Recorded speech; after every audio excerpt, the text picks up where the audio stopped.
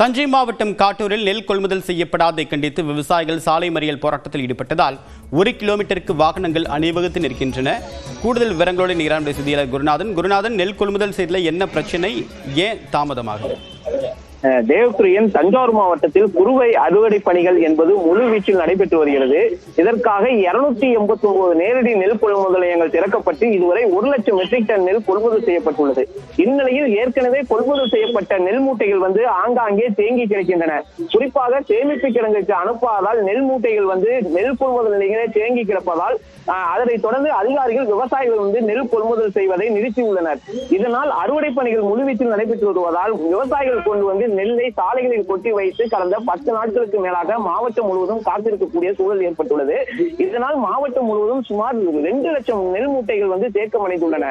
பல்வேறு நெல் கொள்முதல் நிலையங்கள் தேக்கமடைந்தது போல தஞ்சாவூர் மாவட்டம் காட்டூர் நேரடி நெல் கொள்முதல் நிலையம் மட்டுமே சுமார் 50,000 மூட்டைகள் தேக்கமடைந்துள்ளது. இதனால் விவசாயிகள் 10 நாட்களாக நெல்லை சாலைகளில் கொட்டி வைத்து இரவு பகலாக காத்திருக்க வேண்டிய சூழல் என்பது ஏற்பட்டுள்ளது. இதனால் இரவில் காவல் காப்பது, மழை பெய்யும் போது நெல்லை உலர வைப்பது என தங்களுக்கு ஒரு நாளைக்கு 1000 ரூபாய் என செலவு ஏற்படுவதாக விவசாயிகள் தெரிவிக்கின்றனர். எனவே உடனடியாக நெல்லை கொள்முதல் செய்ய வேண்டும்.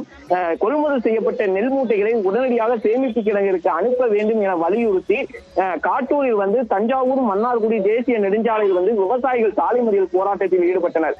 சுமார் 1 மணி நேரத்துக்கு மேலாக நடைபெற்ற இந்த போராட்டம் காரணமாக 1 கிலோமீட்டர் தூரத்திற்கு வாகனங்கள் அணிவகுத்து நின்றன. இதனால் போக்குவரத்து ஸ்தம்பித்தது.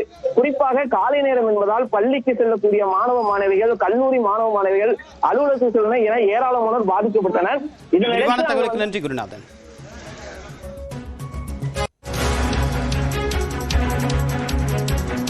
திருவள்ளூர் மாவட்டம் பூண்டி நீர்த்தேக்கத்தில் நீர் திறப்பு வினாடிக்கு 4500 கனஅடியாக அதிகரித்திருக்கிறது. சென்னை மற்றும் சுற்றுவட்டார பகுதிகளில் கடந்த சில நாட்களாக அவ்வப்போது விட்டு கனமழை பெய்து வருகிறது. இதன் காரணமாக பூண்டி நீர்த்தேக்கத்திற்கு வரக்கூடிய நீரின் அளவும் அதிகரித்திருக்கிறது.